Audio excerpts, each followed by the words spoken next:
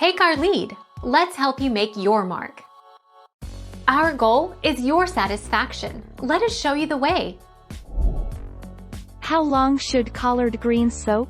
You'll want to wash the greens at least 3 times using vinegar on the first rinse. Soak each time for at least 5 minutes to allow any grit to fall down to the bottom of the sink.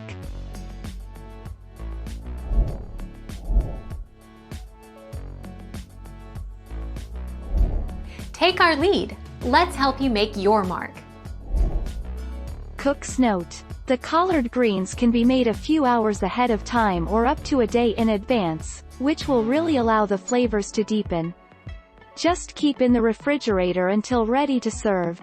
Then reheat over low to medium-low heat until warm. Thank you for watching. Please subscribe and hit the bell notification.